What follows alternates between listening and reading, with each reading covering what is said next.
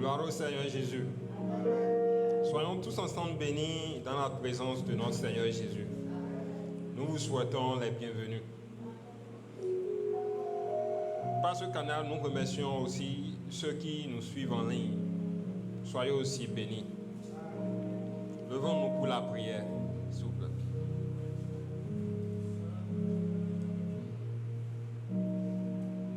Père, nous te rendons grâce pour ton amour.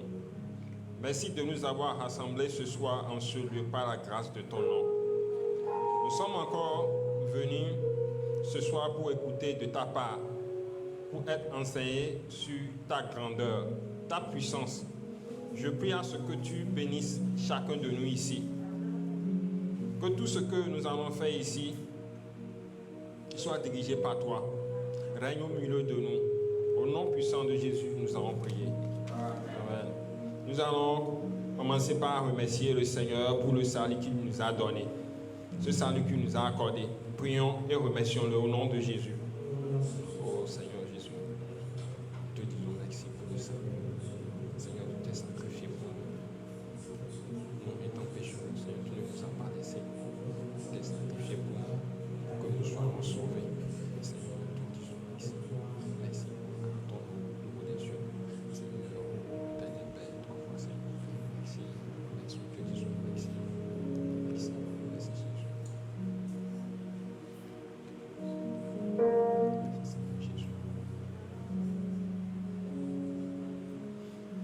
Au nom de Jésus, nous allons prier.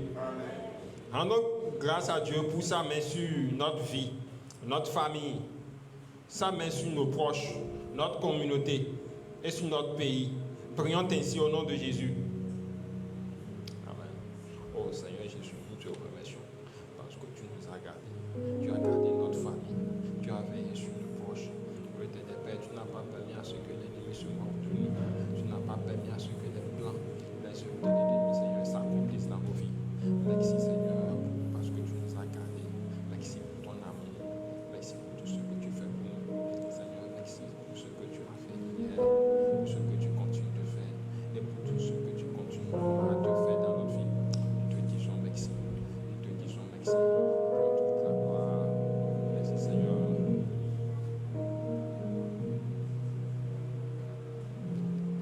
Au nom de Jésus, nous allons prier. Dans Apocalypse 12, verset 11, il est écrit: ils l'ont vaincu à cause du sang de l'agneau et à cause de la parole de leur témoignage. Et ils n'ont pas aimé leur vie jusqu'à craindre la mort. Prions à ce que le sang de Jésus remplisse ce lieu et que chacun de nous soit débordé de son sang pour que tous ceux dont l'ennemi nous accuse jour et nuit soient effacés.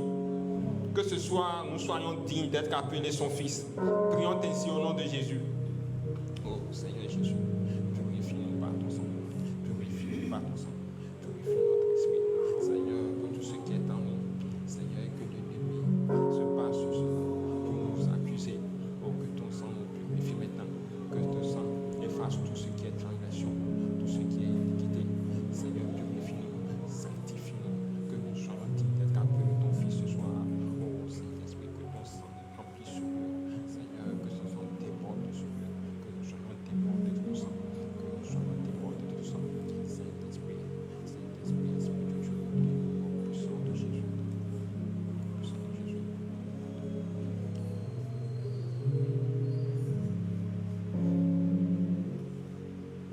Nous avons prié au nom de Jésus. Dans 1 Corinthiens 6, le verset 19, il est écrit: ne savez-vous pas que votre corps est le temple du Saint-Esprit qui est en vous, que vous avez reçu de Dieu et que vous ne vous appartenez point à vous-même? Implorons la présence du Saint-Esprit, qu'il vienne régner, puisque sans lui, nous ne pouvons rien dire ni rien entendre. Qu'il nous parle ce soir et que tout ce qui se fera, tout ce qui se dira, tout ce qui se fera ici vienne de lui.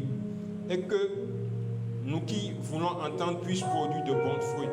Prions ainsi au nom de Jésus. Ô Saint-Esprit, viens prendre le contrôle de toutes choses ici. Viens régner ici. Tout ce que nous avons fait ici, Seigneur, que ce soit par ta volonté.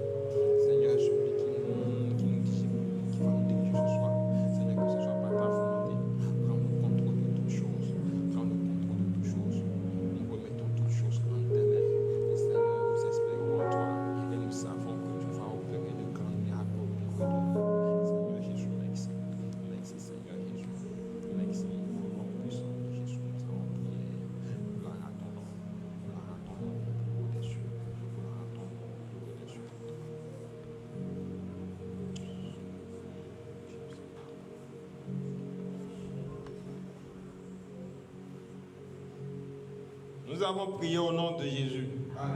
Et prions à ce que ce soir, qui nous amène à comprendre réellement qu'il est l'alpha et l'oméga, à expérimenter sa puissance, et que celui qui est, et qu'il est celui qui est, qui était et qui vient. Prions ainsi au nom de Jésus-Christ. Seigneur Jésus, assure-nous de confiance, assure-nous. Seigneur, aide-nous à comprendre ta grandeur, aide-nous à comprendre ta puissance. Nous voulons expérimenter ta puissance. Oh Saint-Esprit,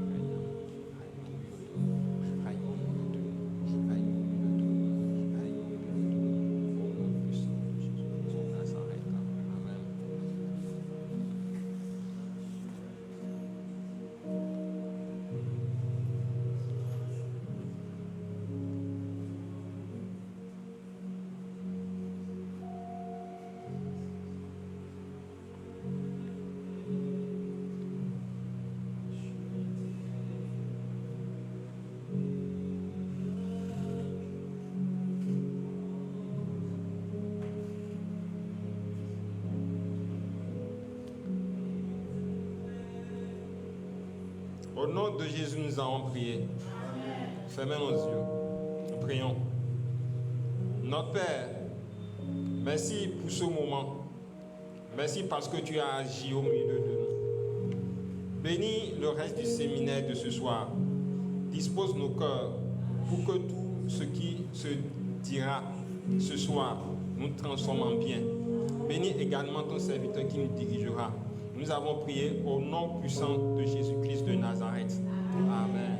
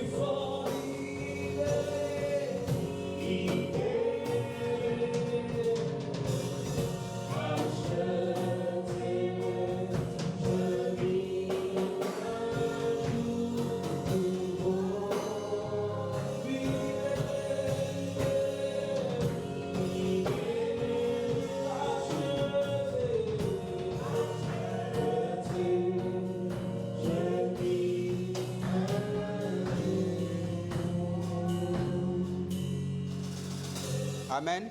Amen. Bonsoir, chers frères et chères sœurs en Jésus-Christ. Donc, je suis encore dans une grande joie ce soir pour la poursuite de ce séminaire. Donc, nous avions déjà évoqué le thème central de ce séminaire.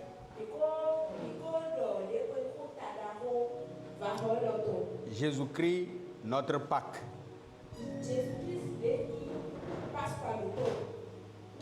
Et Donc, il est l'alpha et l'oméga. Il est. Il était.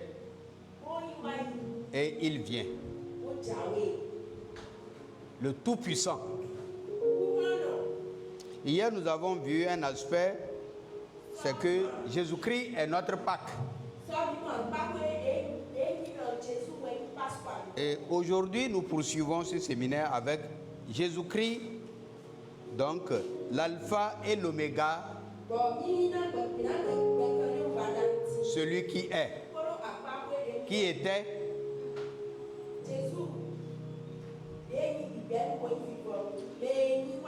et qui vient. Le Tout-Puissant. Et donc, comme je vous ai promis hier, le texte de base d'aujourd'hui, c'est comme il nous a été proposé, Apocalypse 1, verset 8.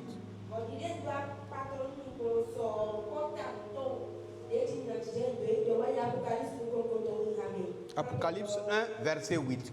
Il est dit, je suis l'alpha et l'oméga,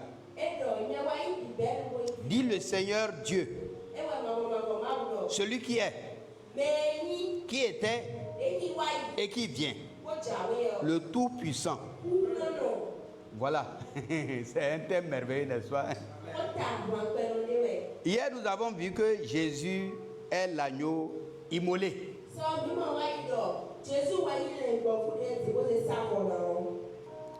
Et donc, aujourd'hui, nous allons découvrir quelque chose d'encore plus profond.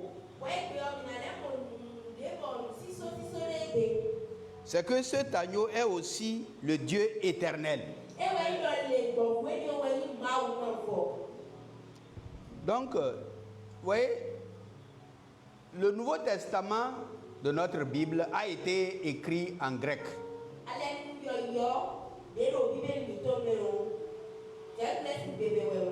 Et donc, c'est dans la langue grecque qu'il est déclaré au verset 8 de Apocalypse 1 que donc Jésus est l'alpha et l'oméga.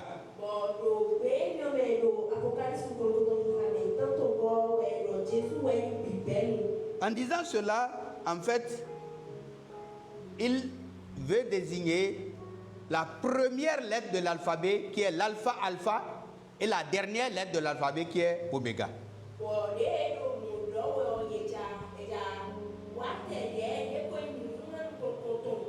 C'est comme si la Bible, c'est bon?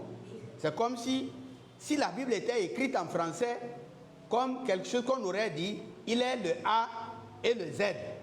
Voilà.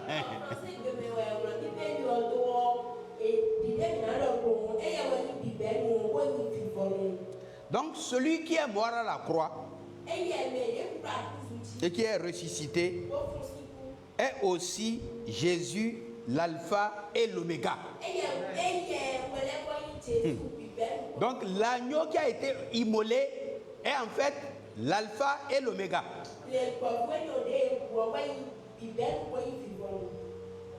Donc d'abord, Jésus est l'alpha, c'est-à-dire le commencement de toutes choses. La Bible affirme que Jésus n'est pas seulement présent au commencement, mais qu'il était lui-même, en fait, à l'origine de tout.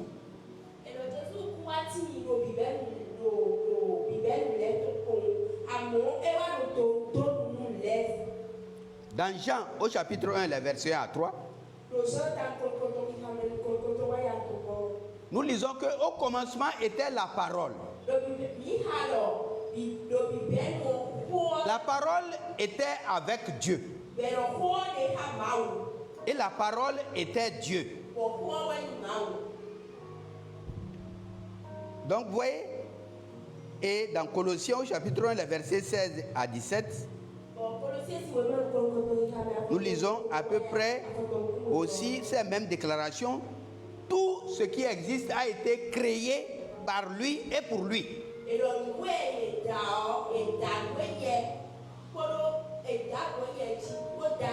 là, il est précisé que tout pratiquement qui est dans les cieux, sur la terre tout a été créé par lui.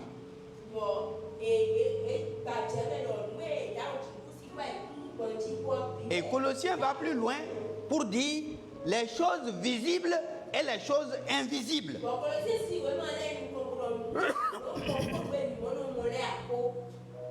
Cela signifie que, en fait, Jésus est le principe créateur. C'est-à-dire celui par qui tout existe. Rien, en fait, ne précède le Christ. Il est avant tout. Jésus, donc, est avant toute chose. Ce qui est dit dans ces deux versets est répété dans Apocalypse partout. C'est ça qui est dit dans Oméga, Alpha, Oméga. Donc, il est l'Alpha. Alors, Jésus est aussi l'Oméga. C'est-à-dire la fin. L'expression Jésus est la fin est aussi profonde que Jésus est le commencement.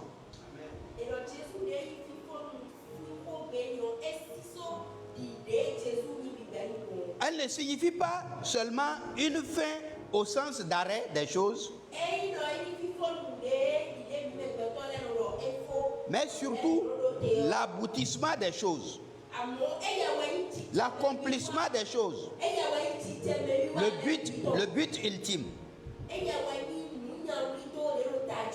Jésus donc, la fin comme accomplissement.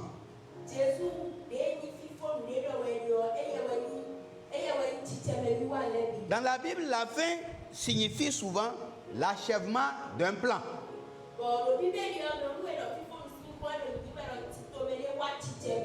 C'est pourquoi on peut lire dans Romains au chapitre 10, le verset 4, Christ est la fin de la loi.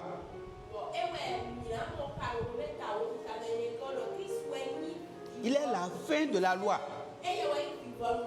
Cela veut dire que Jésus a accompli la loi et il accomplit aussi.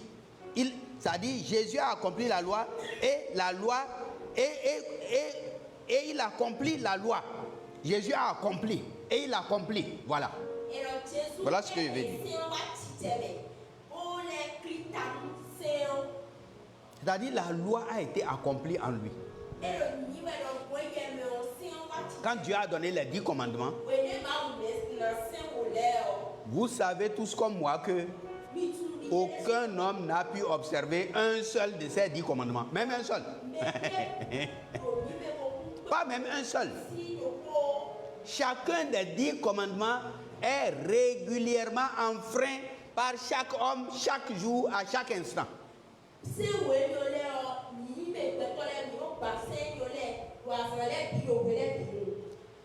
Donc, jusqu'à l'avènement de Jésus, il a accompli parfaitement toute la loi, tous les 10 commandements pendant toute la durée de sa vie terrestre. Ici-bas, il a accompli tous les 10 commandements.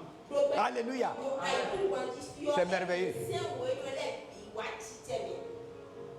Et donc, il en révèle aussi le véritable sens. C'est lui qui nous donne le sens de la loi. Parce que les gens, quand on disait par exemple que il y a un des commandements qui parle de l'adultère par exemple. Tu ne commettras point d'adultère.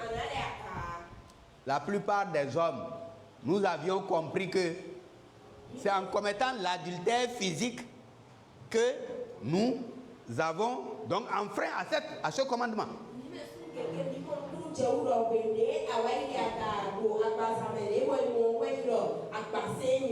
Mais Jésus a expliqué que si tu regardes une femme pour la désirer dans ton cœur, tu as déjà commis l'adultère avec elle. Vous voyez? Donc Jésus a donné la signification exacte, le sens de la loi.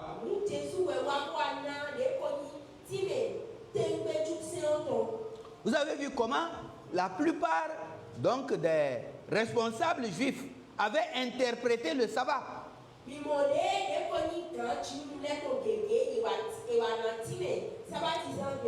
Jésus, c'est celui qui a donné le vrai sens du sabbat.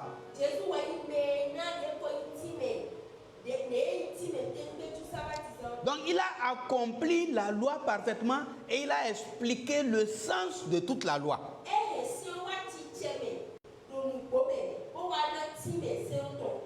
Donc la loi pointait vers Jésus. Et en Jésus, la loi a atteint tout son but. Et Jésus est aussi la fin de l'histoire du salut.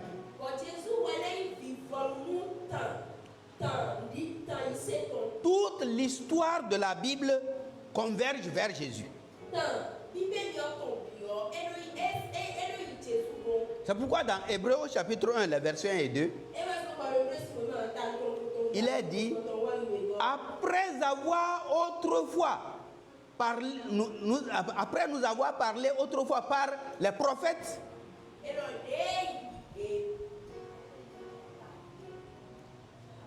après nous avoir parlé autrefois par les prophètes, Dieu nous a parlé en ces derniers temps par son propre Fils. Donc vous voyez, il nous a parlé une fois pour toutes. Et 1 Pierre 1 verset 20, Christ a été manifesté à la fin des temps. Jésus donc est le point culminant de la révélation de Dieu.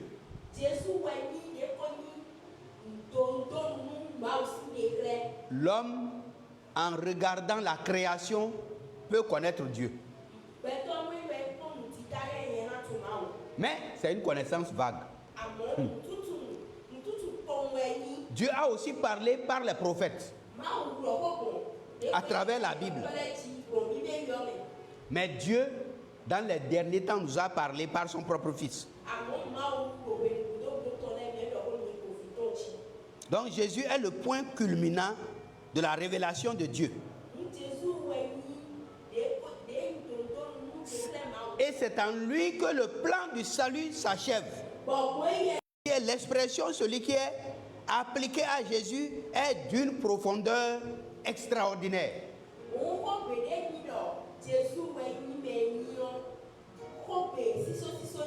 Elle révèle son existence éternelle, sa présence actuelle et sa nature divine immuable. On va revenir sur ça à travers chaque fois qu'on va parler de Éther ou bien il vient ou encore le Tout-Puissant. On va revenir toujours sur ça. Celui qui est le nom de Dieu.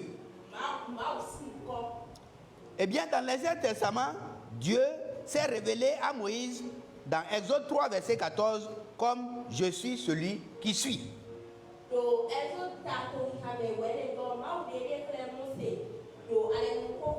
Et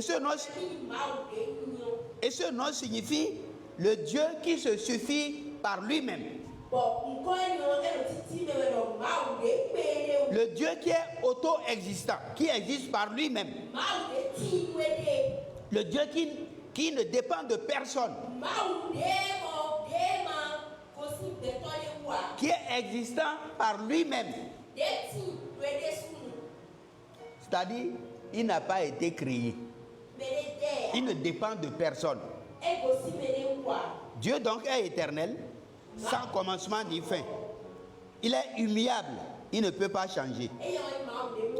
Alors, Jésus s'identifie en disant « Je suis », c'est-à-dire en disant « Qui est ».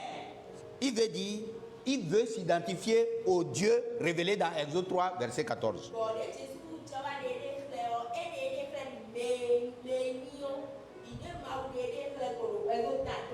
Et c'est pourquoi il peut dire dans Jean au chapitre 8, verset 58, « Avant qu'Abraham fût, je suis ». Et donc, ceux qui ont entendu cette phrase, ils étaient choqués. Et ils ont pris des pierres pour les jeter sur lui. Et ils ont dit, mais toi, tu n'as même pas 50 ans. et tu dis que Abraham fut, toi tu suis.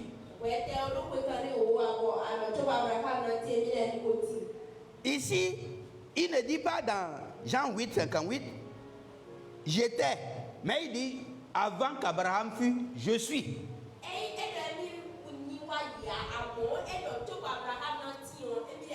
Ce faisant, il s'attribue le nom divin.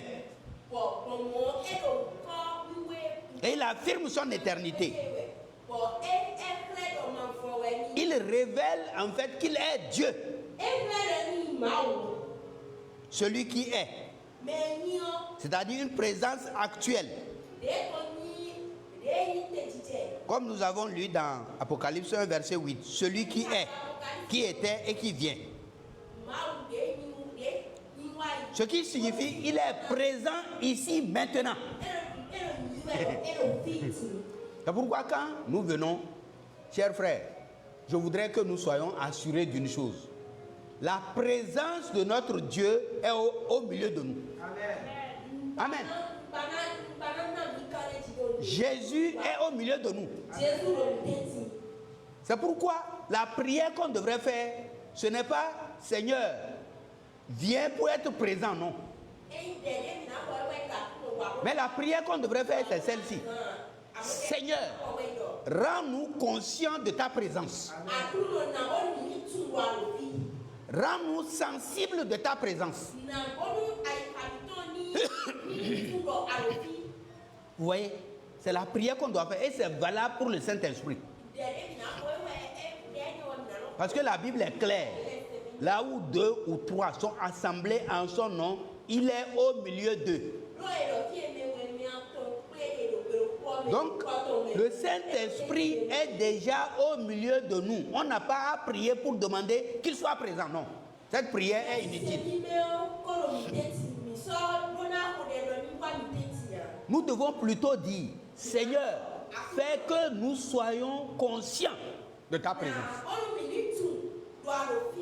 Et rends-nous sensibles de cette présence.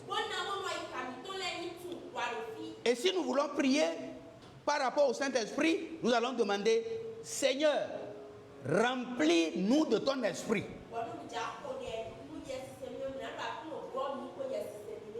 C'est très important, mes frères. C'est la prière qu'il faut faire.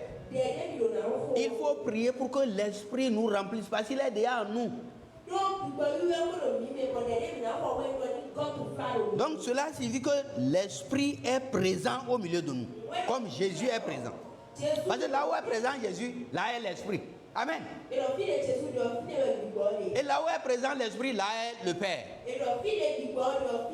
Les trois sont présents. Amen. Il agit aujourd'hui encore. Et il peut agir dans ta vie. Il est vivant et il est actif donc dans nos vies. C'est tout à fait le contraire des idoles mortes. Jésus est donc le Dieu vivant. Jésus est celui qui est dans toutes les situations de la vie. Parce qu'il est celui qui est.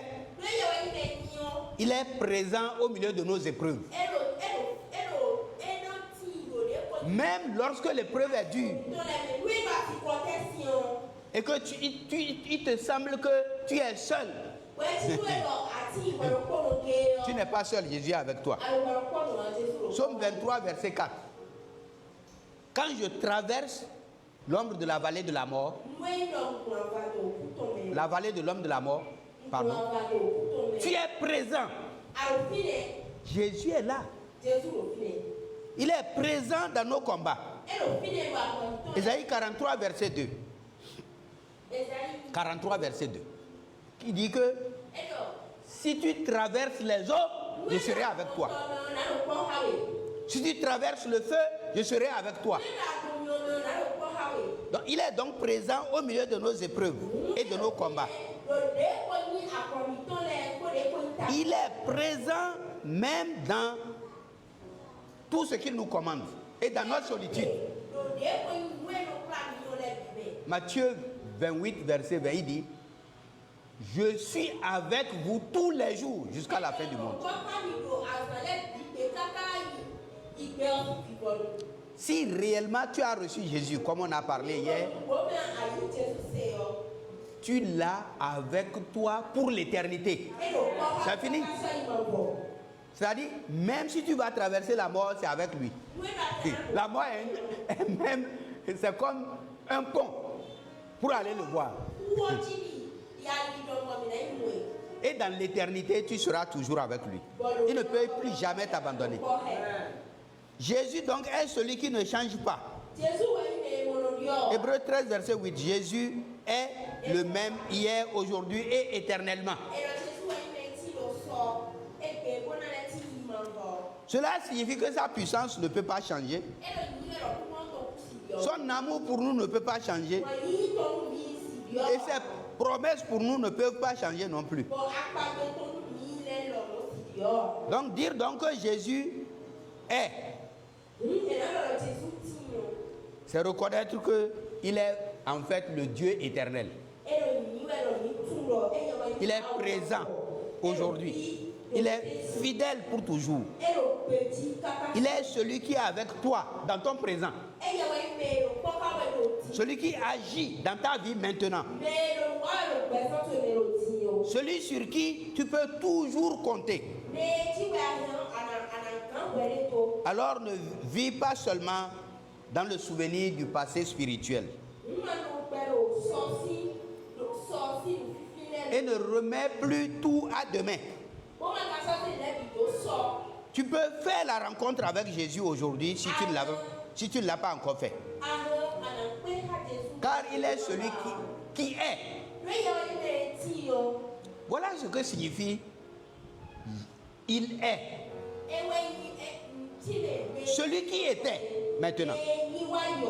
L'expression celui qui était complète la révélation glorieuse que Jésus a faite dans Apocalypse 1, verset 8.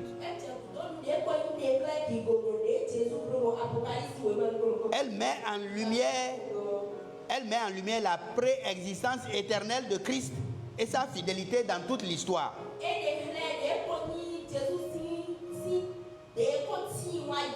Celui qui était. Jésus existait avant tout. Contrairement aux hommes, Jésus n'a pas commencé à exister à Bethléem. Non, ce n'est pas quand il est né à Bethléem qu'il a commencé à exister. Nous avons cité tout à l'heure Jean 1, verset 1 et 2. Au commencement était la parole, et la parole était avec Dieu, la parole était Dieu.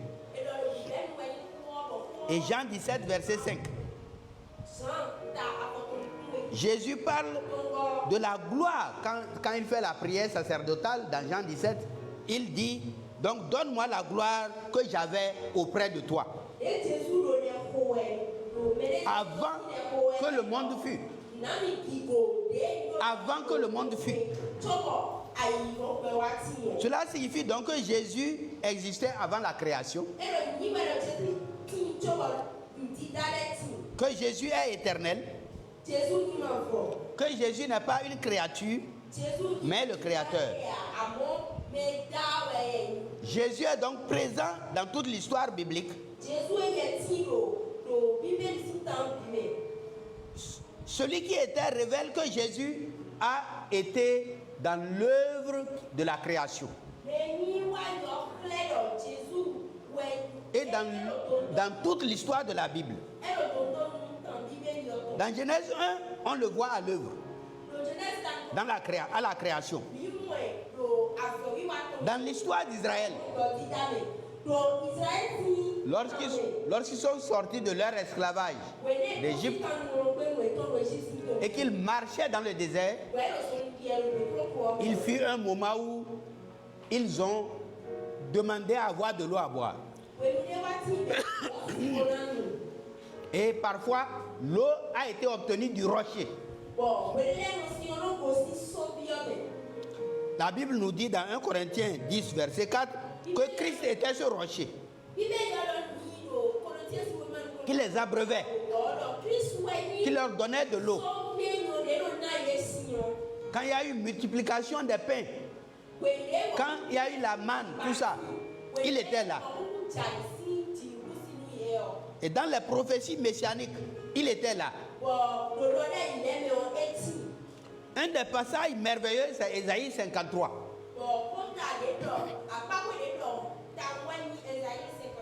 Qu'on peut même dire que c'est l'évangile d'Ésaïe. La bonne nouvelle d'Ésaïe.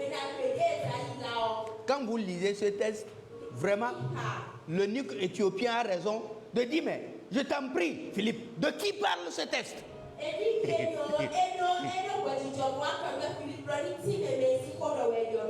Et à partir de là, Philippe lui a annoncé Jésus-Christ. Donc il était aussi dans les prophéties. Beaucoup de prophéties le concernent. D'ailleurs, je vais dire que si tu ouvres la Bible, observe bien. À chaque phrase, tu verras Jésus. Dans chaque livre, tu verras Jésus. Dans chaque chapitre, tu verras Jésus. Si tu ne l'as pas vu, c'est que tu es aveugle. Sinon, il est visible. Vous voyez, quand Abraham doit aller sacrifier Isaac, vous voyez, il était là. Est-ce que Dieu a accepté le sacrifice d'Isaac? Il a accepté que Abraham l'égorge? Non, ce n'était qu'une image. Parce que Dieu ne peut pas accepter des sacrifices sanglants. Des hommes. Il ne veut pas le sacrifice des hommes. C'est ce que les Cananéens faisaient. Et c'est ce que les Juifs ont commencé à faire. Ils brûlaient leurs enfants. Mais Dieu n'était pas d'accord avec ça. Mais Dieu, lui, allait nous offrir son propre fils. Et il nous a donné son fils. Alors, il est le fil conducteur de l'histoire du salut. Lorsque tu ouvres la Bible, cherche-le. Trouve-le à travers toutes ces histoires de la Bible. Il est caché là. Tu dois le trouver. Et le sens, il y a des types de Christ à travers la Bible. Donc, celui qui était le Dieu fidèle dans le passé, il est le Dieu fidèle à travers toutes les générations. Avec Abraham dans Genèse 12, son appel. Avec Moïse dans Exode 3.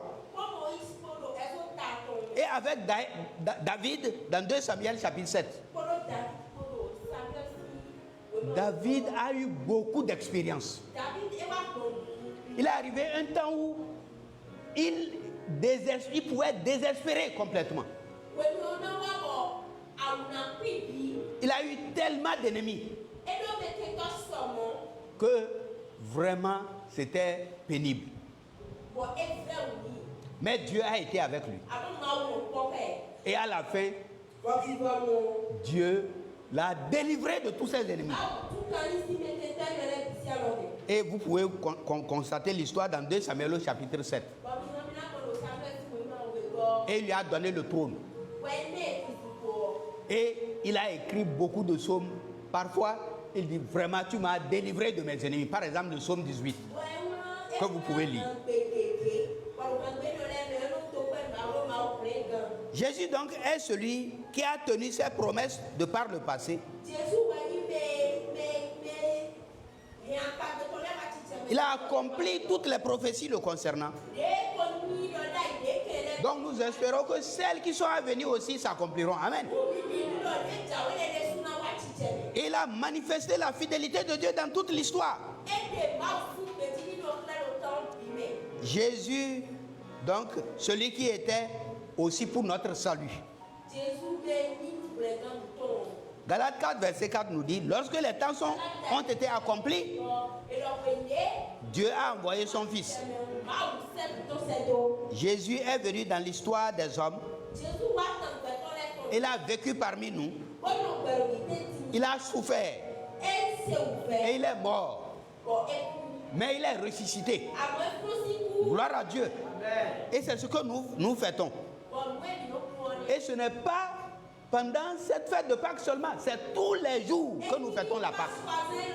La mort et la résurrection de Jésus. C'est un événement permanent. Un événement à vie que nous allons fêter. Celui qui était nous rappelle donc la croix qui est un événement réel dans le temps. Ce n'est pas une fiction. Non, c'est une réalité. Christ est mort à la croix. Et le salut est ancré dans l'histoire. Celui qui était donc nous donne une assurance aujourd'hui. Parce qu'il a agi dans le passé, nous avons confiance pour le présent. Si tu sais ce que Dieu a fait pour toi dans le passé, tu peux compter sur lui pour le présent. Malheureusement, nous ressemblons souvent à Israël. Ils ont été témoins de toutes les délivrances de l'Éternel. Mais ils ont oublié. Et chaque fois qu'ils sont devant une épreuve, ils oublient la délivrance qu'ils ont obtenue. Et ils pleurent parfois. Et ils demandent à Dieu, est-ce que tu peux faire ceci? Comme s'ils n'avaient pas été témoins de par le passé de ce que Dieu a fait. Nous pouvons avoir confiance en Dieu et en son Fils Jésus. Et nous pouvons aussi avoir l'espérance pour l'avenir. Quelle que soit la situation que tu traverses, tu peux, si tu as expérimenté la fidélité de Jésus de par le passé, tu peux être sûr qu'il sera fidèle jusqu'à la fin. Sa fidélité passée devient le fondement de notre foi. Sa fidélité passée est une ancre solide pour notre foi.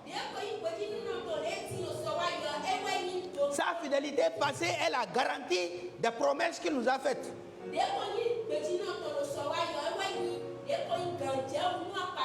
Donc dire que Jésus est celui qui était, c'est affirmer donc qu'il est éternel, comme nous avons vu dans... Il est aussi, donc, il est. Qu'il agit dans notre histoire, il accomplit notre salut. Il est le Dieu qui a été fidèle hier.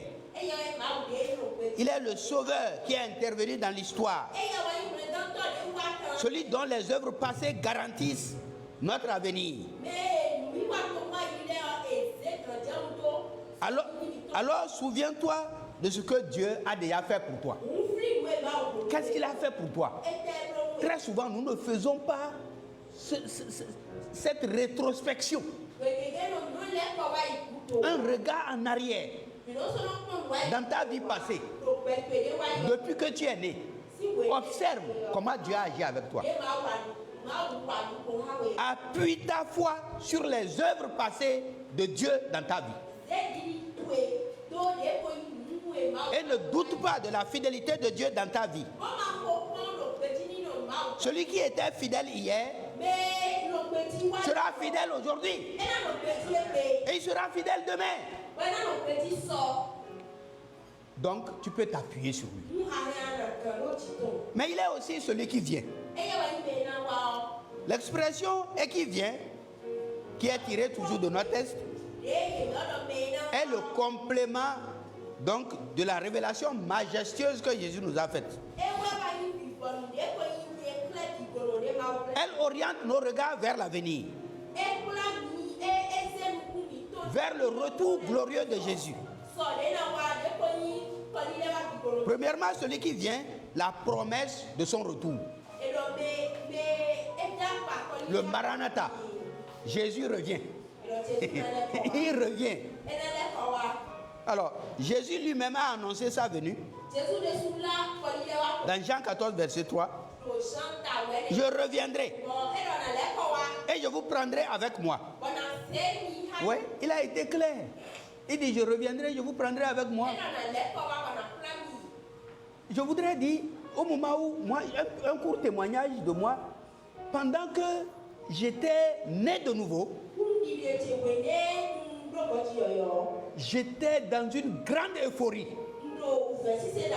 Non, grande joie. De ce que j'ai rencontré Jésus. Et je parlais à qui veut l'entendre ou pas. Et j'ai rencontré un musulman nommé Yaya. Et je lui ai dit, Yaya, tu sais, j'ai rencontré Jésus. Quand il m'a regardé comme ça, il a craché par terre. Et il m'a dit, tu es perdu. Oh, je ne connaissais pas encore bien ma Bible. Vraiment, j'ai été attristé. J'ai dit, mais je cherche Dieu et je l'ai trouvé. Et maintenant, il me dit que je suis perdu, il a craché par terre.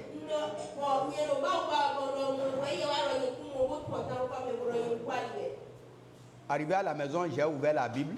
Et j'ai dit à Jésus, Jésus, aujourd'hui, c'est un grand défi, c'est un challenge. Cette Bible, on m'a dit que c'est ta parole. Je n'ai plus dit que... Et maintenant, je suis troublé. Parce que cet homme a craché par terre. Je vais ouvrir la Bible. Comme je suis troublé, parle-moi aujourd'hui. Et dis-moi si réellement c'est toi qui sauves. Si tu ne me parles pas directement, si je quitte ici, j'abandonne la foi. Et j'ai ouvert la Bible. Par hasard, parce que je ne connaissais pas où se trouvent les textes bibliques. Je suis tombé dans Jean 14, verset 1, et j'ai continué à lire jusqu'au verset 6.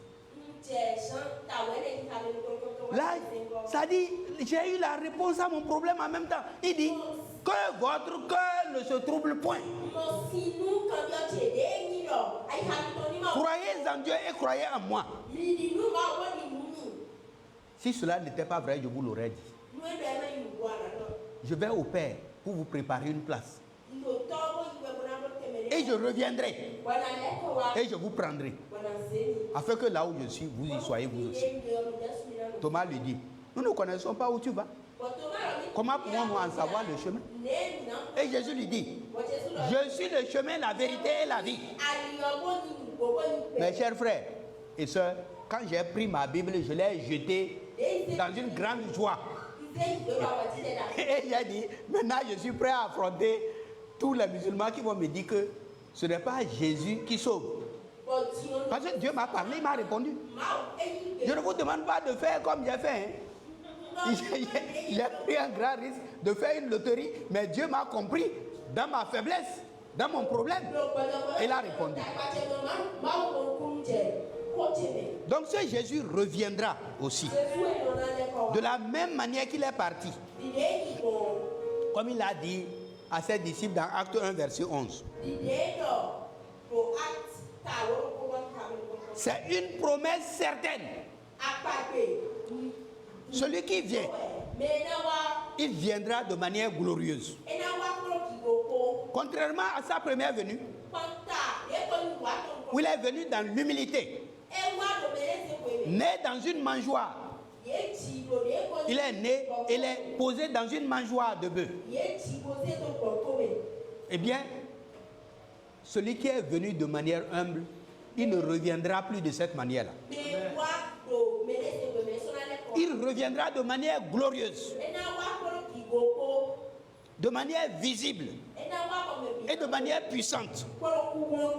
Matthieu 24, 30 nous dit, il viendra sur la nuée avec puissance et gloire.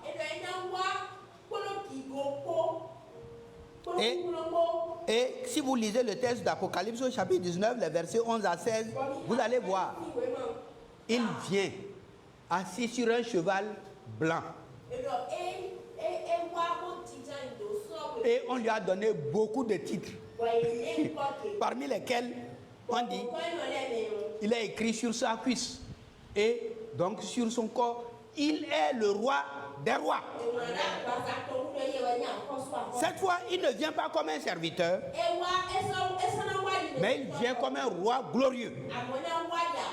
Celui qui vient aussi, il vient comme le juste juge. Il ne vient plus comme avocat.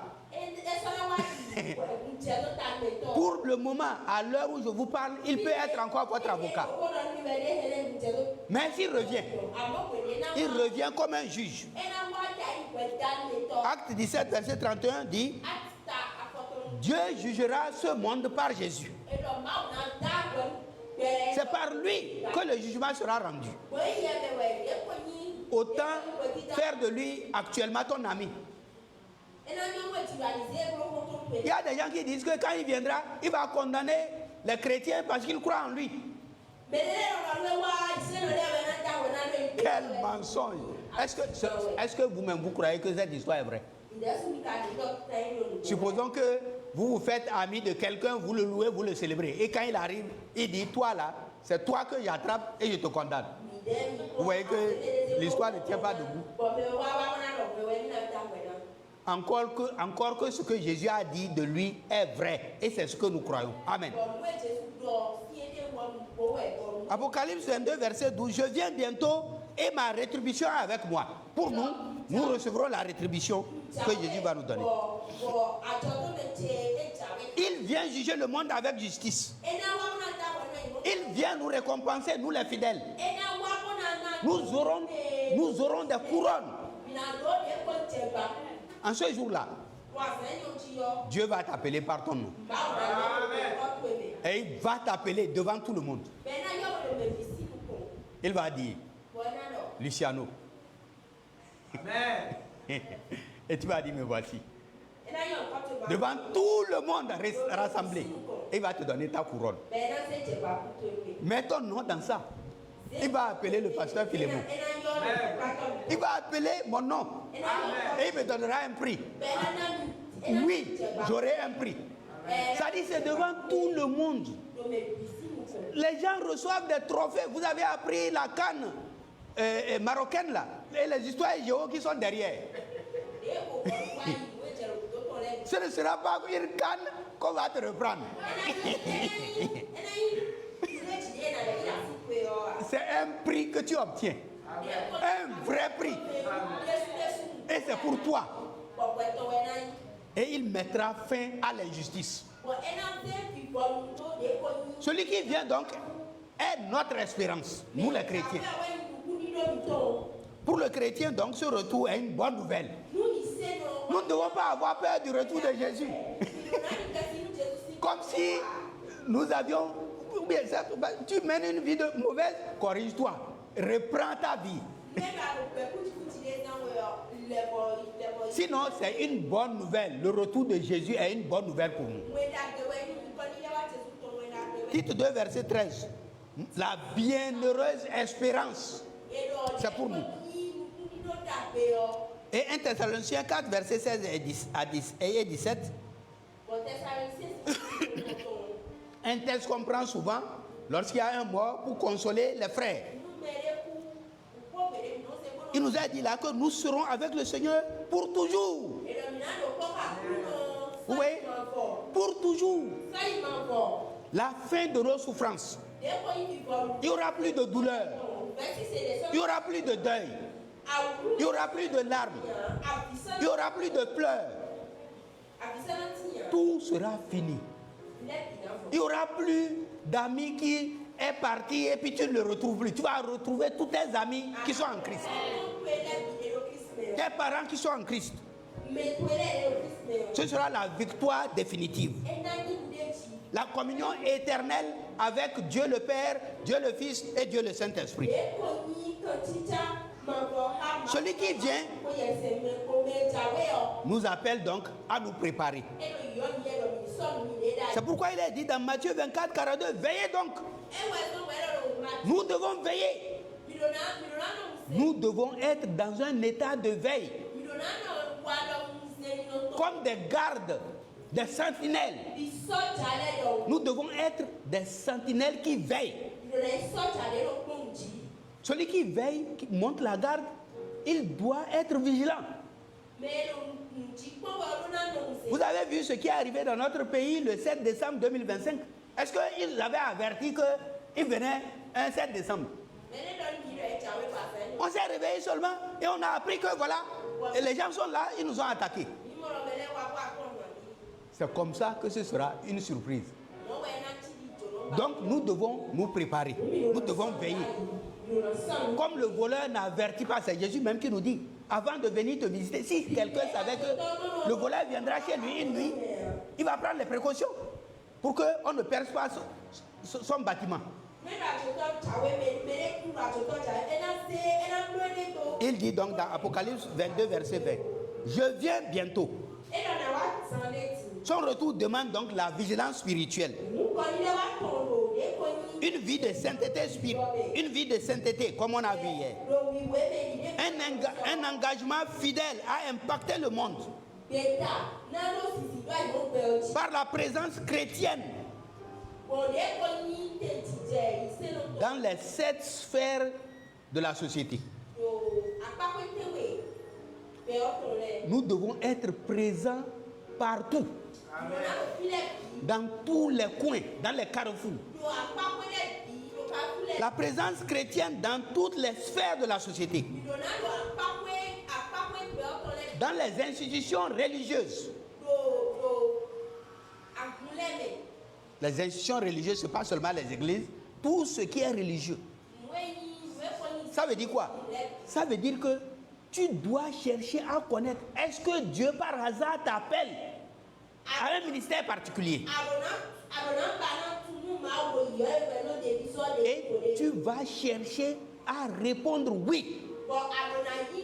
Être présent dans une institution que Dieu t'appelle, soit t'as fondé, soit t'as créé, soit qui existe déjà, où tu dois aller le servir. Beaucoup n'aiment pas ça là. Beaucoup n'aiment pas ça là. Ils disent qu'il n'y a pas l'argent dedans. Et ils préfèrent gagner leur argent et bâtir leur empire terrestre. Et à la fin, l'empire va leur dire bye bye oh. Bye bye oh. Tu t'en vas. Mais moi je reste ici.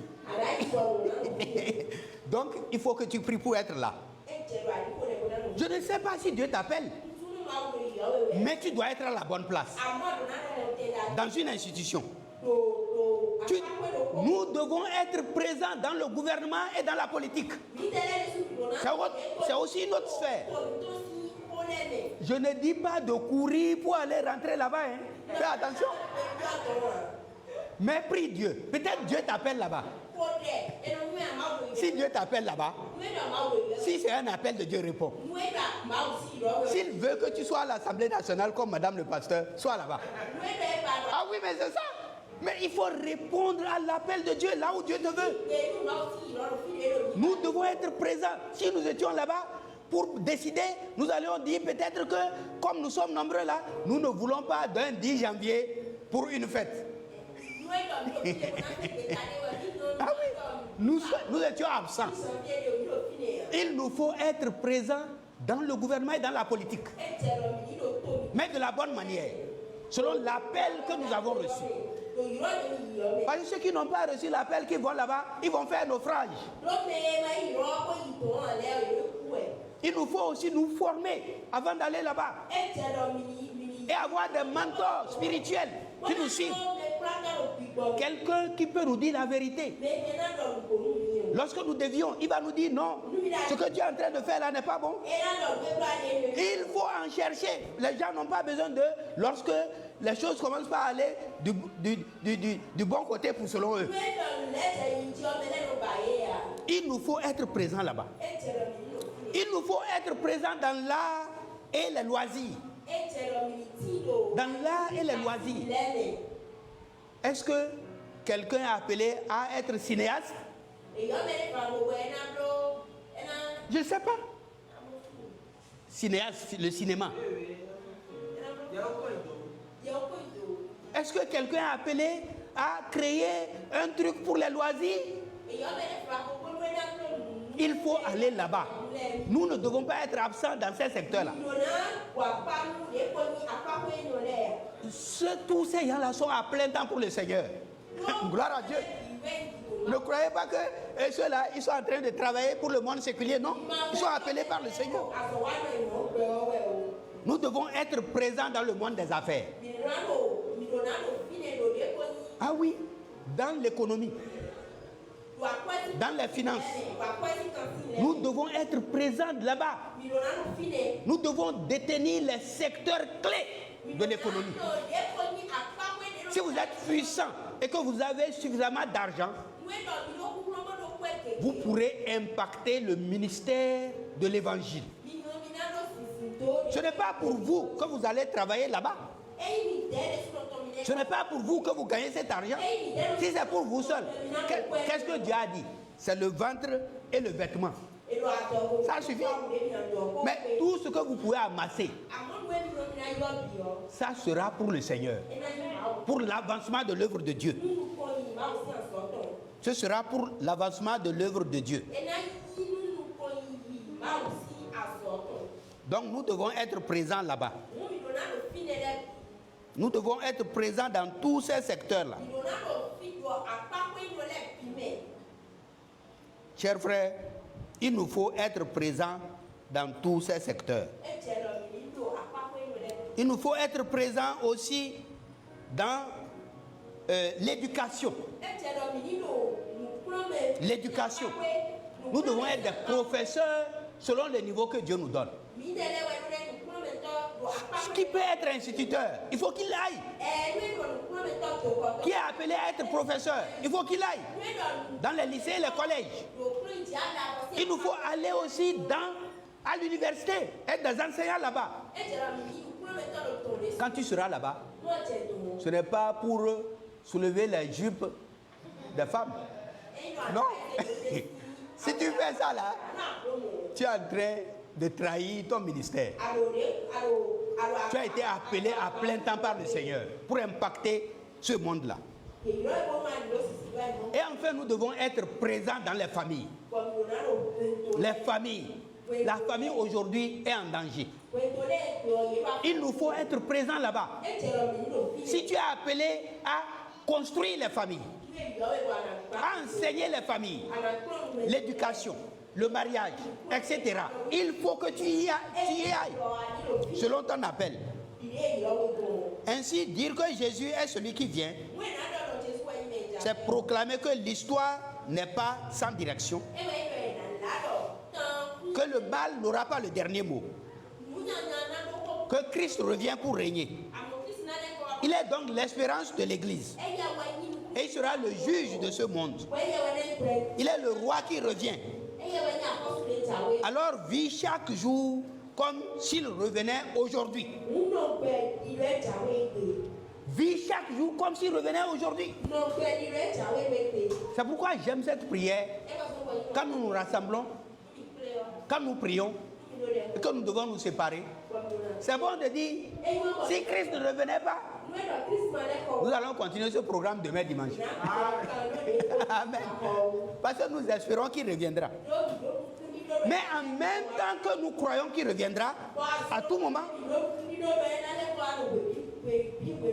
en même temps, ne te lasse pas de former de grands projets. Des grands projets d'avenir. Cherche à investir dans les domaines où Dieu t'appelle. Comme je viens de dire, là, pour impacter la société. Tu peux impacter la société. Ne dis pas je suis trop petit. Ne dis pas qui moi je suis. Dieu peut t'utiliser. Un grand ministère peut partir d'ici. Dis Amen. Et un grand ministère peut partir de toi. Un grand ministère peut partir de toi. Pourquoi est-ce que nous devons être le relais des ministères qui viennent de l'Occident? Pourquoi quelque chose de bon ne peut pas partir du Bénin? Pourquoi quelque chose de bon ne peut pas partir de toi? Je vous dis, chers frères, Quand je vois ce que les Béninois ont pu faire, de mal bien sûr, je me dis, les Béninois aussi peuvent faire du bien. Oui, comment nous avons pu colporter des religions? Quand moi j'ai été au Cameroun, j'ai vu, on a écrit les choses en goût. Vous allez aux États-Unis, c'est écrit en goût. Mais si nous avons pu colporter ces choses là-bas, là, mais toi là, tu peux créer quelque chose de bon. Amen, dis amen. Ça fait partie de toi. Tu peux créer quelque chose de bon. Et les autres vont dire, mais un jour l'histoire va retenir que c'est parti de toi et du Bénin, du petit Bénin. Vous voyez, la carte du Bénin ressemble à Israël. Elle ressemble à Israël. C'est merveilleux. La carte du Bénin ressemble à la carte d'Israël. Tu peux faire quelque chose. Dieu peut faire quelque chose à travers toi. Alors, il est le Tout-Puissant. Il est le Tout-Puissant. Alors, le Tout-Puissant, Jésus le Tout-Puissant révèle la vérité centrale. Jésus n'est pas seulement sauveur, il est le Dieu souverain, revêtu de toute autorité et de toute puissance. Le Tout-Puissant dans sa nature divine, comme on a déjà vu. Dans Jean 1:1, je ne répète plus, Colossiens 2:9.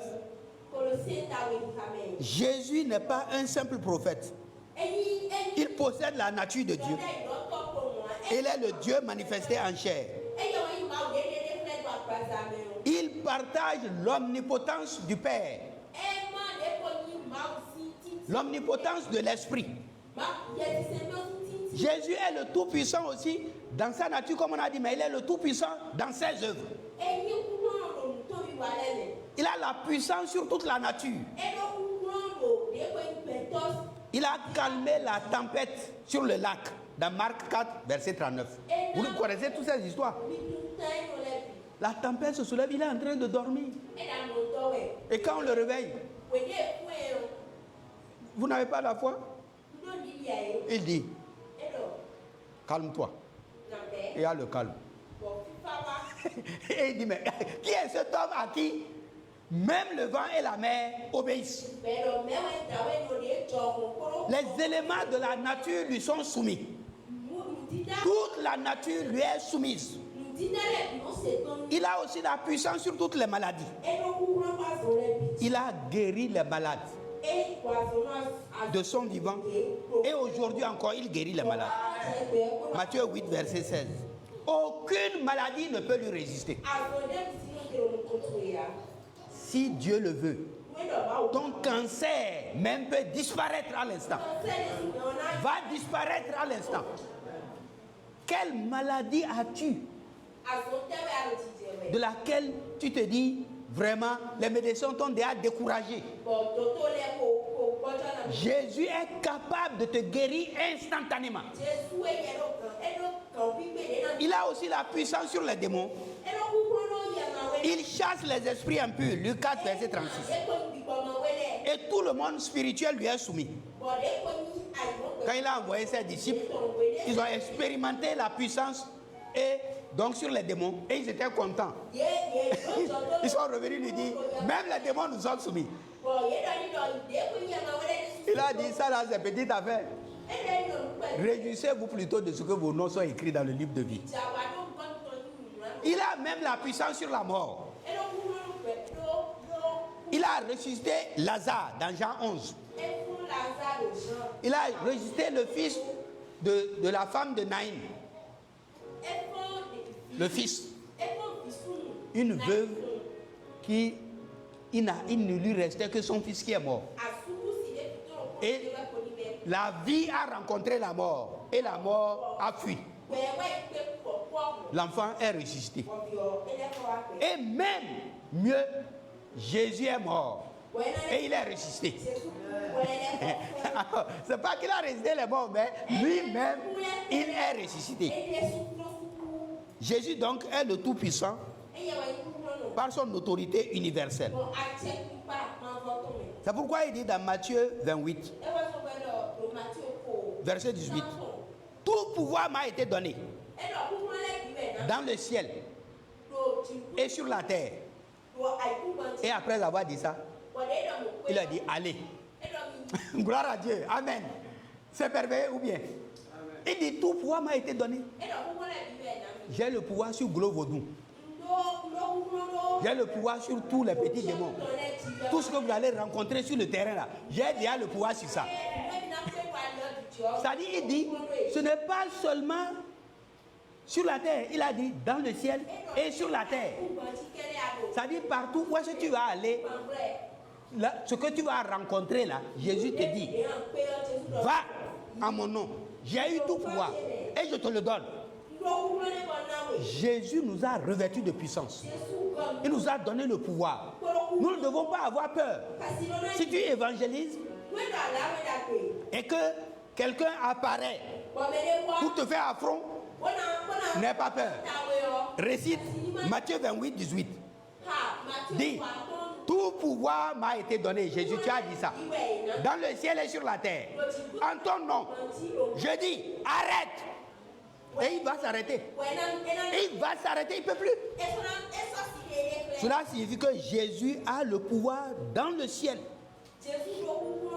sur les anges, dans tout le monde spirituel.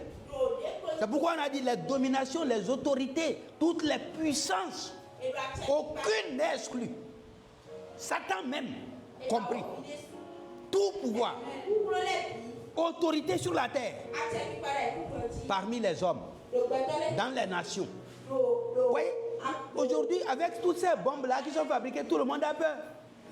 Tout le monde a peur. Parce qu'on dit, mais si on lance une bombe maintenant, c'est fini. Mais toutes les bombes réunies, ne sauraient égaler la puissance de notre Dieu. Il a l'autorité sur toutes les nations, sur toutes les armes, sur toute l'histoire. Rien ne lui échappe. Jésus est le Tout-Puissant dans l'Apocalypse. Comme nous avons lu dans le verset 8. Et dans Apocalypse 19 aussi. Il est le roi des rois et le seigneur des seigneurs. Il est le souverain ultime. Le roi au-dessus de tous les rois. Celui qui régnera éternellement. Il est le Tout-Puissant donc dans ta vie. Il est le Tout-Puissant dans ta vie. Est-ce que tu le vois comme ça? Sa puissance n'est pas seulement une théorie. Elle peut être expérimentée par toi. Philippiens 4, verset 13. Tu peux dire, je puis tout par celui qui me fortifie. Si tu as peur devant une situation, récite ce verset. Ne compte pas sur toi-même. Ne dis pas je puis tout. Mais dis je puis tout. Par celui qui me fortifie. Si c'est lui qui est en toi, tu peux tout. Sa puissance agit en nous. Dans Éphésiens chapitre 1, verset 19 à 20. Elle agit en nous et à travers nous. Cela implique que Dieu peut transformer toute vie brisée. Il peut nous soutenir dans notre épreuve. Il peut accomplir l'impossible dans nos vies. Il n'y a aucune situation qui soit trop difficile pour Dieu. Ça a été répété à travers Genèse. Au moins 2 fois dans Genèse. Dans Jérémie. C'est répété. Y a-t-il quelque chose qui soit trop difficile pour Dieu? Et dans le Nouveau Testament, c'est répété.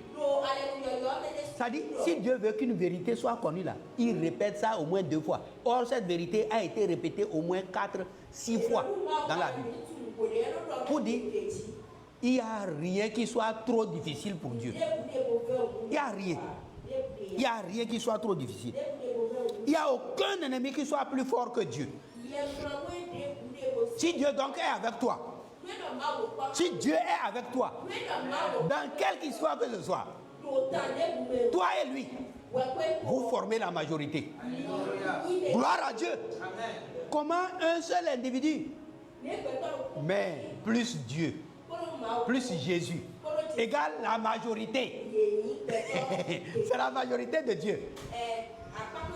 Ils peuvent être nombreux à dire des choses Mais si Dieu est avec toi, c'est vous la majorité. On dit non, nous on est nombreux, toi tu es seul. Mais est-ce que Dieu est avec eux?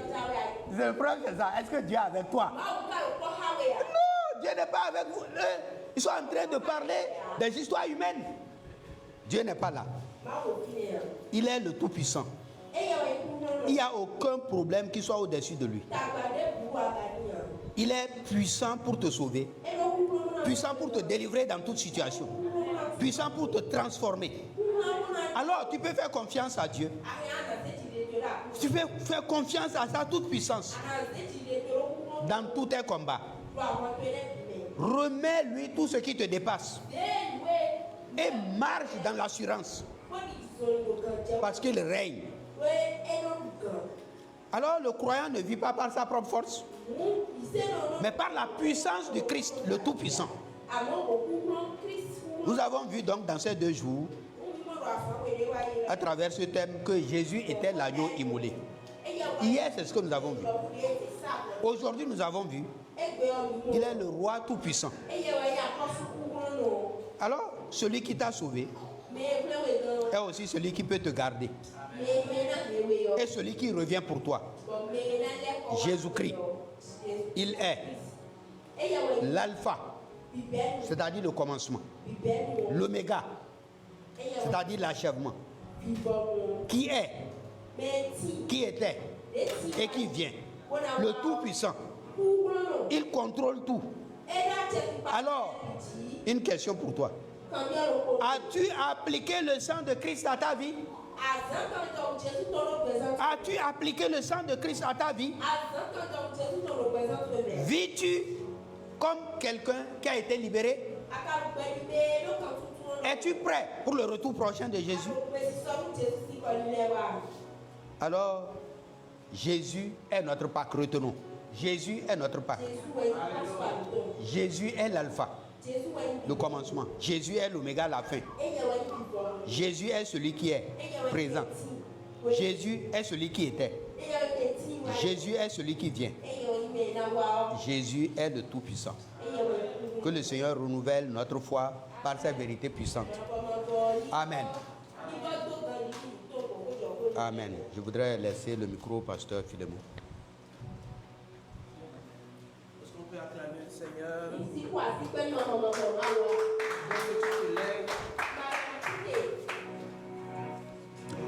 Ok.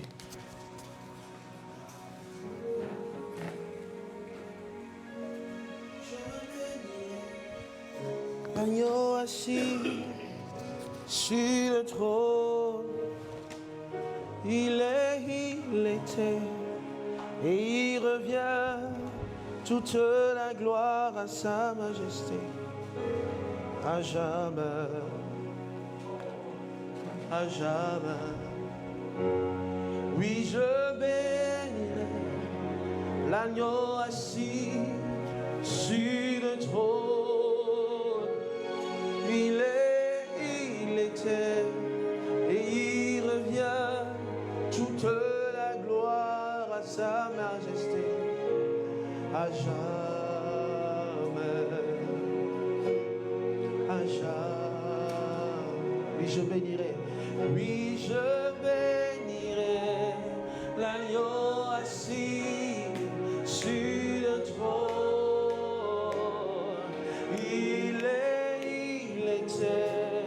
Et il revient, toute la gloire à sa majesté, à jamais, à jamais, à jamais, à jamais. Je bénirai, oui, je bénirai l'agneau assis sur le trône.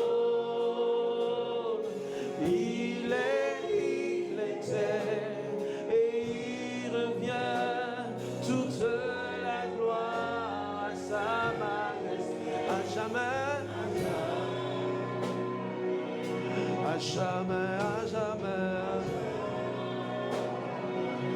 à jamais, à jamais, à jamais, à jamais. Oui, je bénirai, oui, je je bénis l'agneau sur le trône. Il était et il revient. Oh, à sa majesté. À jamais il est Dieu. À jamais il est saint. À jamais il est élevé. À jamais il est tout puissant. À jamais il est saint. À jamais, à jamais, à jamais. À jamais il est tout puissant. À jamais, oui, je bénirai l'agneau sur le trône. Il est, et il revient. Toute la gloire, sa majesté. À jamais, à jamais. Dans le nom de Jésus, je voudrais que tu élèves la voix. Tu vas prier maintenant. Tu vas rencontrer ce Dieu-là qui est vivant, qui était, qui est et qui vient. Commence par dire, Seigneur, donne-moi d'être conscient de ta puissance. Donne-moi d'être conscient de ta présence. Dans ta présence, conscient de ta présence dans mes douleurs. Conscient de ta présence dans mes difficultés. Conscient de ta présence dans mes joies. Conscient de ta présence dans mes projets. Ta présence et ta puissance m'accompagne, m'accompagne. Je ne suis pas seul. Dans cette affaire, je ne suis pas seul. Car son sang parle pour moi. Celui qui prie le Dieu vivant obtiendra exaucement, obtiendra miséricorde, obtiendra relèvement, restauration. Et c'est ta part ce soir. C'est ta part ce soir.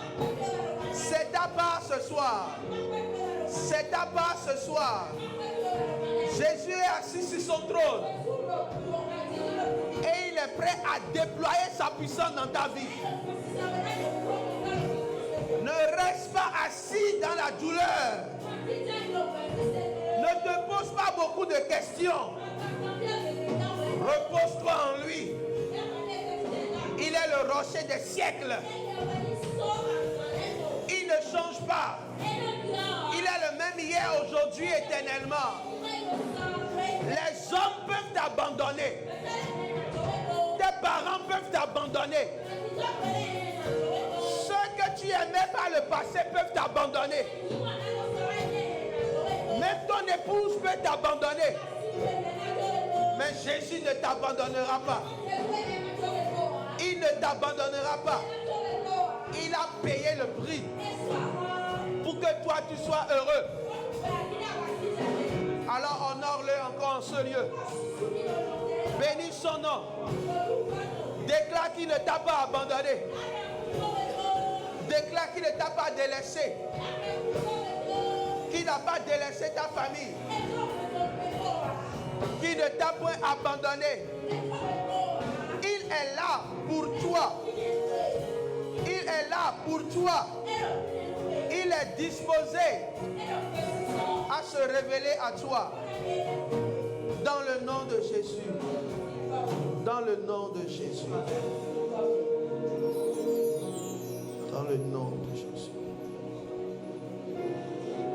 Écoute, tu ne peux pas écouter ce thème-là, sans continuer par douter du Jésus, du Dieu qui est là dans la Bible.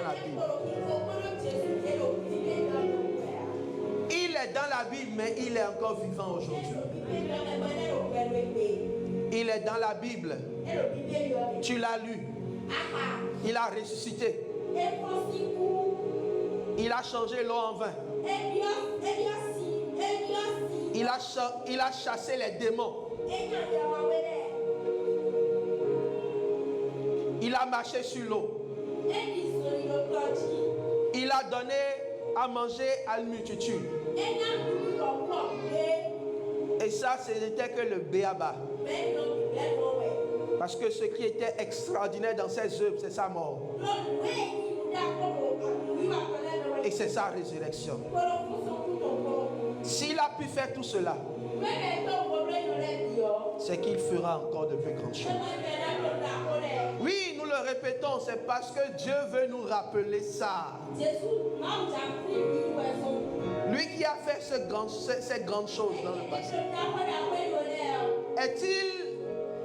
Est-il incapable aujourd'hui encore de nous délivrer?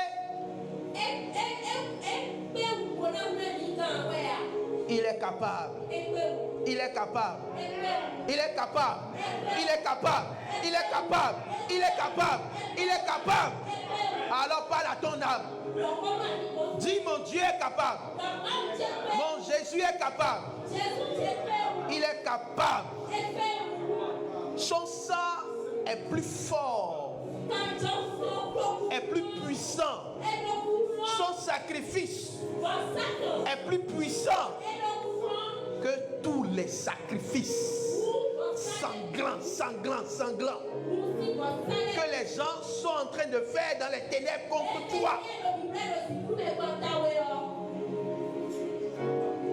Ils font des sacrifices sanglants pour t'empêcher de servir Dieu. Des sacrifices sanglants pour étouffer ton âme, pour atrophier tes pensées, tes grandes visions. Ah, mais ce soir, tu es conscient de la puissance du sang de Jésus.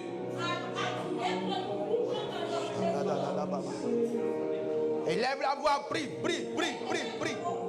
Et déclare que le sang de Jésus est appliqué sur ta vie. Et je suis conscient de cette puissance. Toute forme de sacrifice sanglant que vous faites contre ma famille, c'est faible. C'est faible. C'est faible. C'est faible devant le sacrifice de Jésus. Alors j'aime prier et je dis que je connais un Dieu qui aime démontrer sa puissance. Élie connaissant un Dieu qui sait démontrer sa puissance. Ah, c'est ce qu'il va faire pour toi dans cette saison.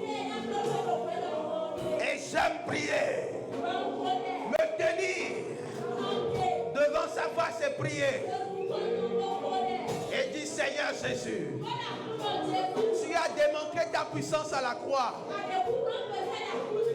Et tu es encore disposé à démontrer cette puissance aujourd'hui. Dans cette communauté, Père. Dans ma famille, Père. Et je prie, Père, que tu te glorifies. Donne gloire à ton nom. Donne gloire à ton nom. Donne gloire à ton nom. Donne gloire à ton nom. Donne gloire à ton nom. Donne gloire à ton nom. Donne gloire à ton nom. Donne gloire à ton nom. Que l'on sache que tu es Dieu. Que l'on sache que tu es Dieu. Que l'on sache que tu es le Tout-Puissant. Que l'on sache que tu es le Tout-Puissant. En ce lieu, Père. En ce lieu, Père. Que l'on sache que tu es Dieu. Que l'on sache que tu es Dieu.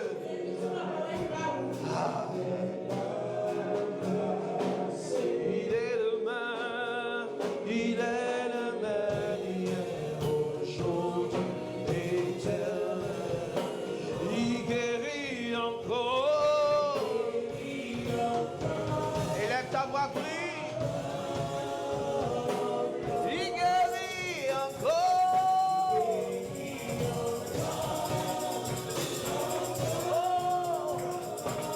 Il guérit, guérit encore, encore. Le temps des miracles des papas. Il est le même, il est aujourd'hui, éternellement. Amen. Amen.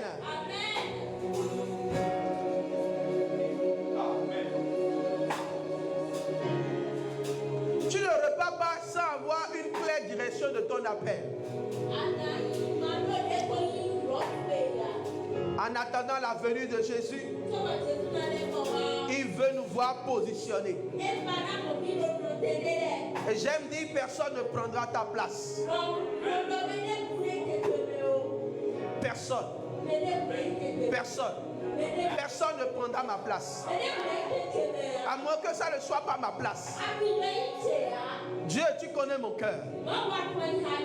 Je veux te servir. Alors, ne permets pas que je me trompe. Donne-moi d'être dans mon couloir. Nous avons parlé des sectes d'influence. Et c'est le moment de prier. Est-ce que tu es mal positionné dans ta destinée? Actuellement, que Dieu te repositionne. Que Dieu te transporte au bon endroit, au bon moment. Que Dieu te connecte aux bonnes personnes pour te challenger, afin que tu sois en train de déployer toutes tes capacités pour l'avancement du royaume. Pas pour ton propre désir, ton propre service, non. Mais pour l'avancement du royaume. Pour l'avancement du royaume. Élève la voix, commence par prier. Il y a de ceux qui attendent et attendent jusqu'à ce que la gloire de l'Éternel descende. Je veux que tu sois de ceux-là. Je veux que tu sois de ceux-là. Et dis, Seigneur Jésus, dans ma destinée, dans ma génération, je ne veux pas être celui qui est en arrière, mais je veux être celui qui est avisé. Avisé. Et non, celui qui est avisé pour saisir les choses. Saisir. Se positionner. Pas comme les hommes font, non. Mais il se positionne en esprit dans la prière et dans la quête. En attendant que Dieu le déploie. Alors que Dieu te déploie maintenant. Que Dieu te déploie maintenant. Que les portes soient ouvertes. Portes élevées volonto. Que les portes soient ouvertes.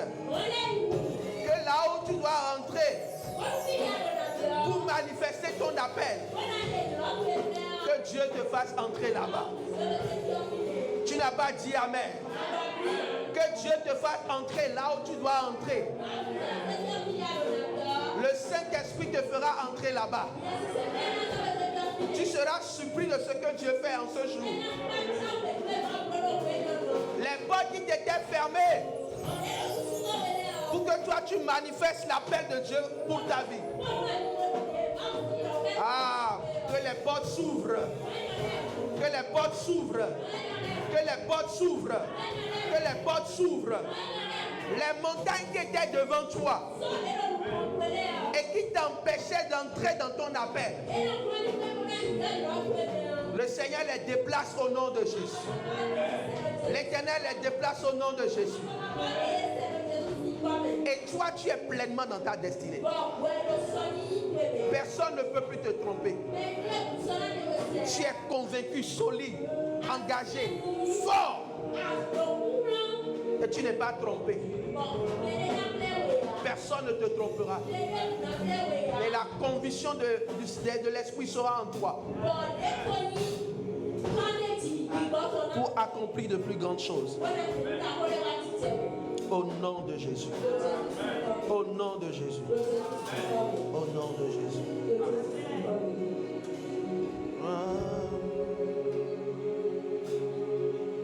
Merci Père. Merci Père. Merci Père. Merci Père. Tu vas commencer par prier. Nous parlons du Tout-Puissant et demain nous allons parler du Tout-Puissant dans la résurrection.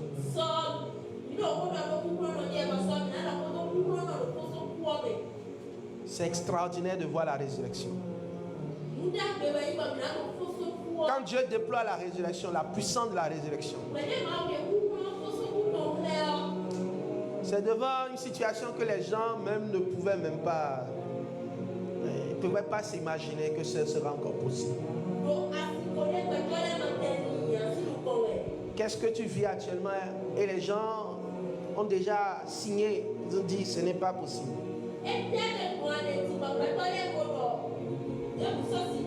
Ce n'est plus possible. Ils ont écrit sur ton dossier, ce n'est plus possible. Ils ont écrit sur ton couple, ce n'est plus possible.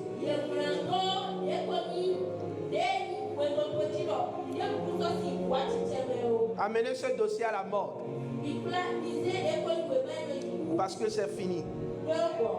Amenez ce couple à la morgue. Parce que c'est fini. Amenez cette entreprise à la morgue. Parce que c'est fini. Ce soir, Dieu commence une œuvre avec toi. Et il va l'achever. Dans toute sa puissance, il montre le surnaturel divin. L'extraordinaire de Dieu. Pour nous c'est extraordinaire, mais pour lui c'est ordinaire. Amen. C'est ordinaire. Parce que ce que lui n'a pas dit c'est encore fini, personne ne peut dire c'est fini. Alors je voudrais que tu commences par prier. Et parle à Dieu. Parle à Dieu. Parle à Dieu. Peut-être que ce n'est pas quelqu'un qui a dit c'est fini. Pas quelqu'un qui a déclaré amener ça à la tombe. C'est peut-être toi-même qui as dit déjà dans ton cœur, moi j'ai oublié cela. Mais je suis en train de te dire que ce que peut-être tu as dit, j'ai oublié cela. Ce n'est plus possible. Dieu se glorifiera. Se glorifiera. Ce ne sont pas des paroles en l'air. C'est des paroles prophétiques sur ta vie. Les aspects des choses. Et ce que je vois, des choses qui vont en partie. Il y a un côté qui va, un autre côté qui ne va pas. Il y a un côté qui est paralysé, un autre côté qui va bien. Ce soir, Dieu va tout remettre en place. Dieu va tout remettre en place. C'est ça le Dieu que nous servons. Il remet en place les choses qui étaient paralysées. Les choses qui étaient destinées à la mort. Il fait arrêter les médecins et dit ramenez encore le corps. Ramenez. Et même si les gens ont mis à la mort 1 jour, 2 jours, 3 jours, 1 an même, ils ont enterré. Ils ont mis tout. Comme les gens, pas des pratiques de magie, ils peuvent enterrer des destinées. Toi, tu es debout, mais tu ne sais pas qu'il y a des choses qui sont déjà enterrées dans ta vie. C'est eux-mêmes qui vont creuser le trou et sortir ce qu'ils ont enterré. C'est eux-mêmes qui vont creuser. Ils vont encore creuser ce qu'ils ont enterré. Ce qu'ils ont mis dans des arbres fermés.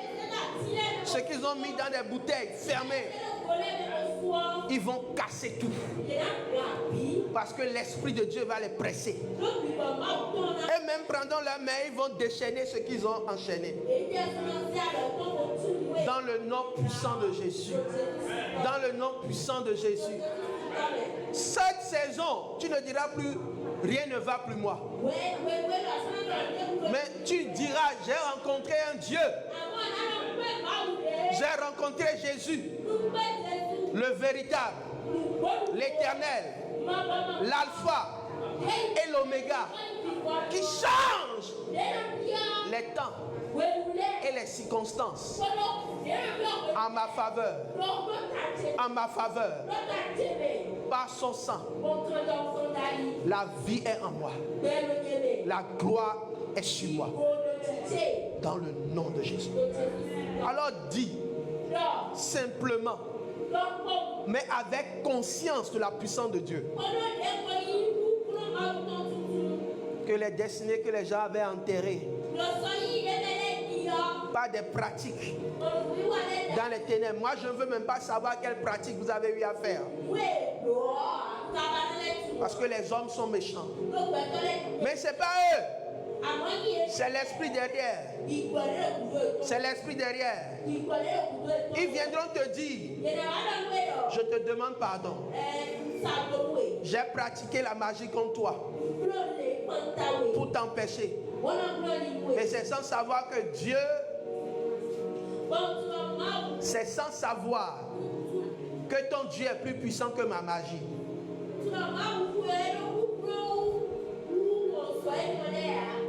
Alléluia. Alléluia. Alléluia. Alors, dis Seigneur, que tout ce que tu as même tu dis, qui doit reprendre vie en moi, reprenne vie. Reprenne vie. Reprenne vie. Et je vois comme un feu qui s'allume. Tu ne vois rien, je te dirai, je ne vois rien. Mais pour quelqu'un, je vois comme un feu qui s'allume. Je vois une allumette, mais qui s'allume. L'allumette qui était éteinte. Qui s'allume. Qui s'allume. Je ne sais pas quelle flamme s'allume dans ta vie. Mais cette flamme ne va plus s'éteindre. Cette flamme ne va plus s'éteindre. Cette puissance ne va plus s'éteindre. Ce réveil ne va plus s'éteindre. Cet amour pour Dieu ne va plus s'éteindre. Cet amour pour la prière ne va plus s'éteindre. Cet amour pour l'œuvre de Jésus à la croix ne va plus s'éteindre. Cet amour pour la sainteté ne va plus s'éteindre. Cette prospérité ne va plus s'éteindre. Dans le nom de Jésus. Dans le nom de Jésus. Prépare-toi parce que la gloire de la résurrection sur toi sera terrible. Terrible. Alors dis au Seigneur, je vais être là demain. Dimanche de la résurrection.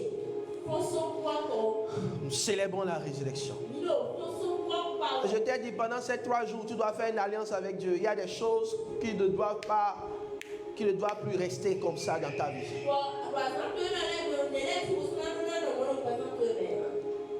Pour quelqu'un, reprends avec ton feu pour prêcher l'évangile. C'est pour ça que toi, tu dois prier. C'est ta bénédiction, ta grâce, ta gloire. Prie pour cela. Demain, c'est le dernier jour. Depuis hier, nous prions la prière de l'alliance de ces 3 jours. Alors, je te laisse 30 secondes. Élève la voix, prie.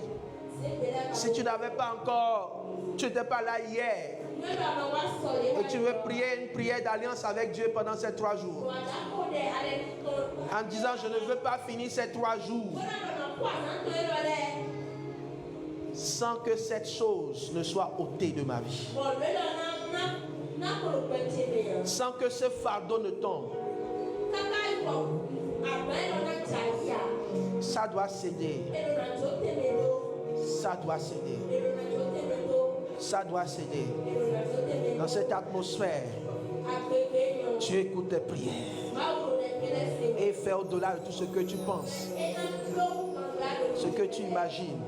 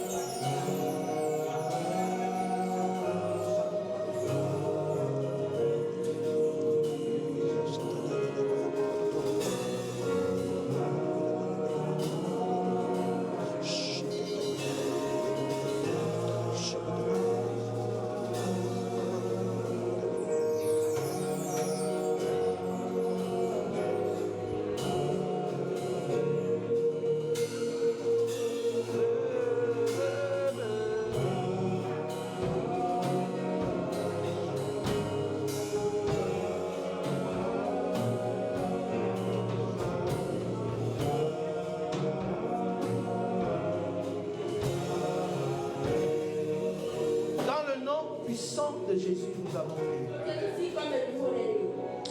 Alors, nous bénissons le Seigneur. Demain, nous sommes là pris pour la séance de demain et nous finissons. Demande la grâce de Dieu pendant ce culte. La joie du Seigneur, la paix du Seigneur, la gloire du Seigneur, la puissance du Seigneur. Celui qui relève d'entre les morts, qu'il agisse. Nous voulons voir le ressusciter.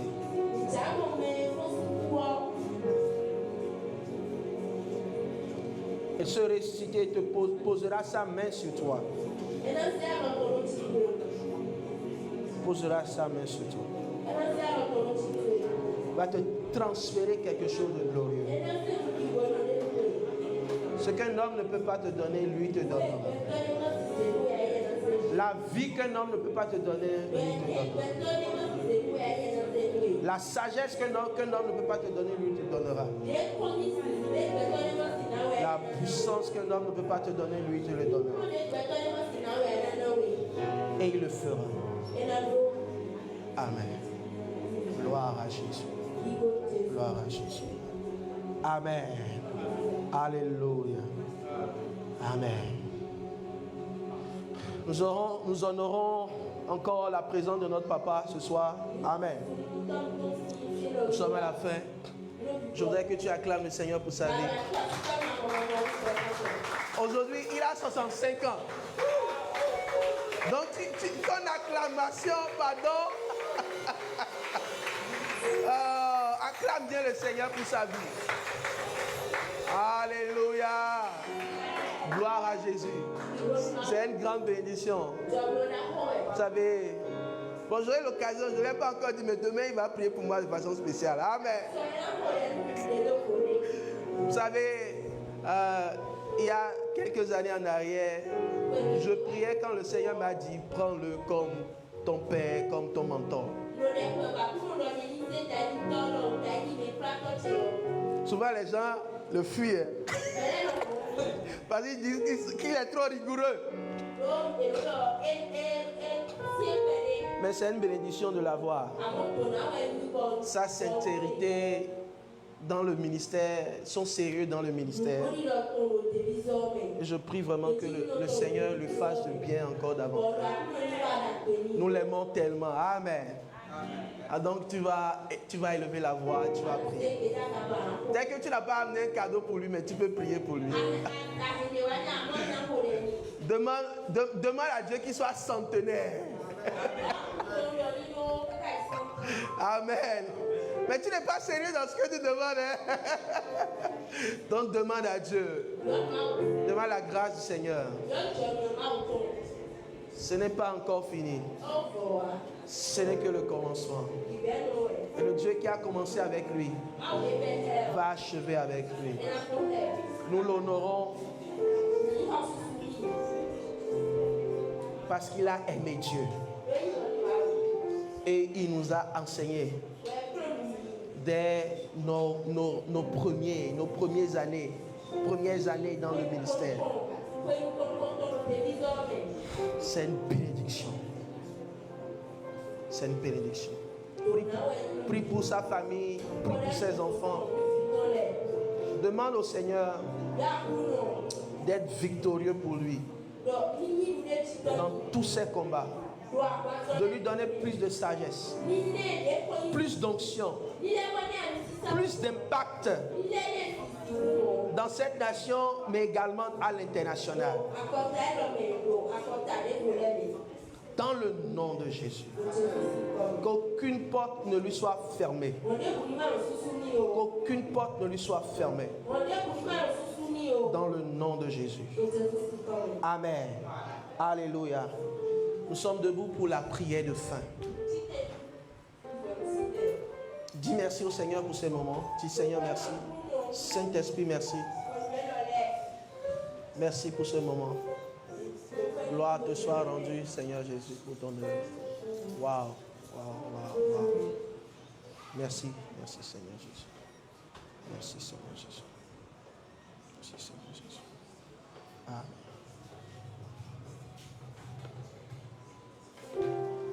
Vous allez prier. Vous allez prier. Oui,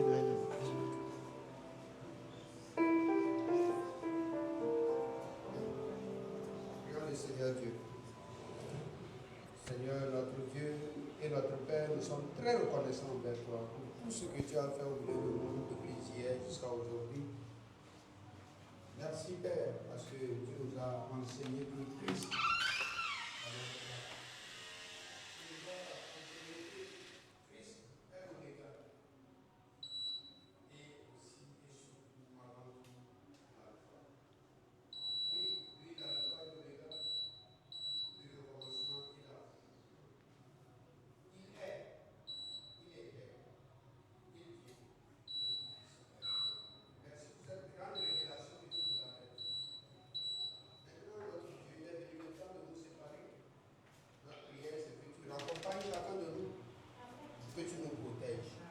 cette nuit soit une nuit douce et agréable. Sur le chemin, Père, que le pied de personne ne heurte contre la pierre. Amen. Et que, Père, tu nous réveilles en vie, en bonne santé. Que, Seigneur, tu nous ramènes ici demain pour t'adorer, pour te célébrer et pour encore édifier notre sainte foi. Merci de bénir ton serviteur Philémon, son épouse, sa famille, Amen. ses enfants, son ministère, Amen. ses entreprises, tout ce qu'il touche. Merci de bénir chacun de tous ceux qui sont venus ce soir. Amen. Et tous ceux qui nous suivent en ligne. Que tout soit béni. Alléluia. Tous ceux qui viendront même après, qu'ils ne manquent pas leur bénédiction. Amen. Merci parce que tu es fidèle et que tu fais toujours au-delà de nos demandes, au-delà même de nos rêves, par Jésus. Amen. Amen. Que Dieu vous bénisse. Amen. Salut ton frère.